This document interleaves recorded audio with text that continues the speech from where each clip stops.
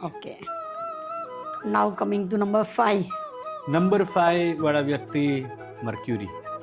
આપણે કહેતા હોય છે અમારા ન્યુમરોલોજીમાં કે કોઈ બી આખી કુંડલી ખાલી હોય ને વચ્ચે ખાલી 5 નંબર હોય ગ્રીડમાં તો એ જિંદગી તારી જાય છે.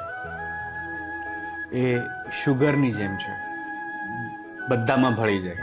5 નંબર એનું કોઈ દુશ્મન નથી, બધા જ ગ્રહો એના મિત્ર છે. એમની કેરેક્ટરિસ્ટિક્સ તમને કહું તો બહુ જિદ્દી. એકવાર નક્કી કર્યું કે મારે ફોર એક્ઝામ્પલ પિઝા ખાવા છે તો સાંજે પિઝા ખાવા છે, જોઈશે જ એને.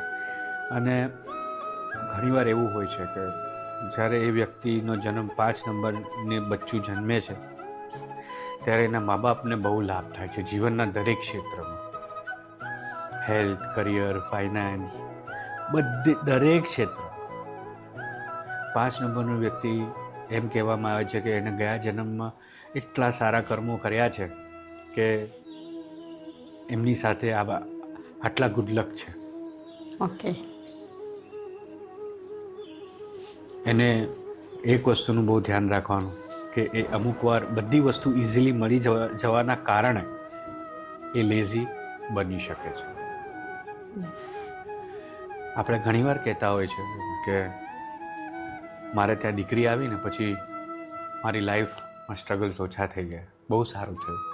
દીકરો આવ્યો, કોઈ કે મારી વાઈફ બહુ સારા બદલાની છે. તો હું તમને કહીશ મારી વાઈફ બી 5 નંબર છે. અચ્છા. 14 ફેબ્રુઆરી.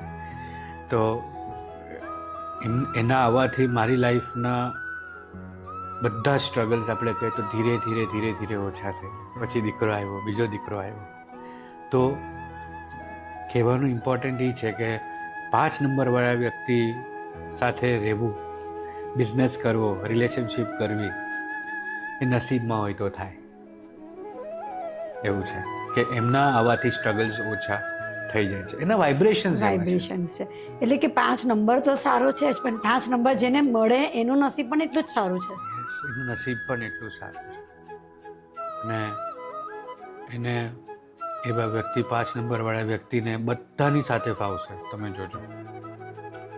પણ એ પોતાના મરજીના માલિક.